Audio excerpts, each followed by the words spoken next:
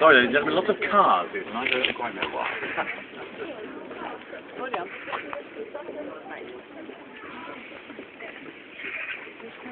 Now, we better snuggle up a little bit just to let the passers-by pass by behind you there. I'll try not to spit too much.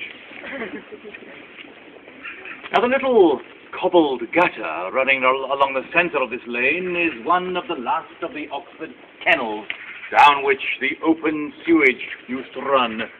I do hope that none of you are wearing open-toed sandals, ladies and gentlemen. Now, this is Brasenose Lane, and the windows directly behind you there in the 19th century look straight into the headquarters of the Brasenose Hell Fire Club, based on the High Wycombe Hell Fire Club, where drunkenness, atheism, and sex were the norm. Not much change from ordinary student life today, I hear you say. But it was in this little lane that the ultimate villain is said to have made an appearance. Yes, ladies and gentlemen, I am talking about Old Nick. The devil himself is said to have stood in this very spot in the 1820s. Even now, it is a dark and ominous lane, but imagine what it was like in the 19th century. Dark, sinister, and sewage. Now, apart from the sewage, not much has changed from that time to this. Then, as now, those windows had iron bars down them with a wire mesh wrapped around them, making them impossible to be used as an exit point. Or so you might have imagined. On a December evening in the 19th century, the Reverend T.T. Churton, Vice President and Fellow of the College, was making his way along this lane toward Radcliffe Square. Now, although, as you can imagine, it was very dark, he could clearly make out the shape of a cloaked man standing by these windows.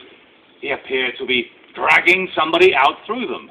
But that was impossible, for even if the wire mesh had been removed, the iron bars would have made it unfeasible for a man to pass through. But as he came a little closer, he could see, in utter horror, that neither the bars nor the mesh had been removed, and that the screaming man was being dragged face first out through those windows like meat through a mincer. The cloaked man ignored the terrified pleas of the Don and continued with his ghastly task. The Don then ran around the corner, pounded on the lodge gates, which were opened by a startled porter who let him into the college. Both men then heard terrified screams coming from these rooms, and on entering, they found Edward Trapper, the president of the Hell Fire Club, lying in a pool of blood, dead. The other members later admitted he had been in the middle of a blasphemous service trying to summon up the devil when he had collapsed on the floor. It later transpired he had died of a burst blood vessel, but nobody could explain why he had wire mesh marks crisscrossed over his face.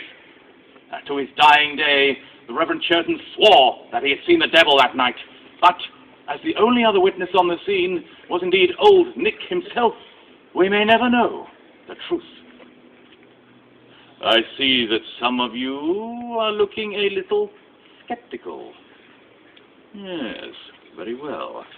The fact that he died that night is not in dispute, for it is in the college records, a copy of which I happen to have here. What are the chances of that, ladies and gentlemen? Now, let's have a look. Where are we now? December, here we are, the 1820 December, Edward Trafford died in unexplained circumstances. There we are then. Oh, ye generally of little faith, and you in particular. Very well.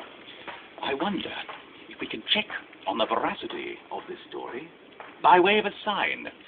You must all help. When I say the words, "Give us a sign," you must all join in with me, just like that, all right? Let's give it a try, shall we? After three, ladies and gentlemen. 1, 2, 3. Give us a sign. You boys were totally silent. Don't think I'm not looking yet. It's all right, not to worry. Now, we will now, ladies and gentlemen, that's not bad at all, the rest of you, not bad at all. But a little more commitment required, I think. We will now try it for real. So prepare yourselves, ladies and gentlemen. Good. What are you expecting, ladies? If the aforementioned events mark the true manner in which Edward Trafford, president of the Brasenose Hell Fire Club, departed from this place, give us a sign. All together. Give us a sign. Once more. Give us a sign. Oh!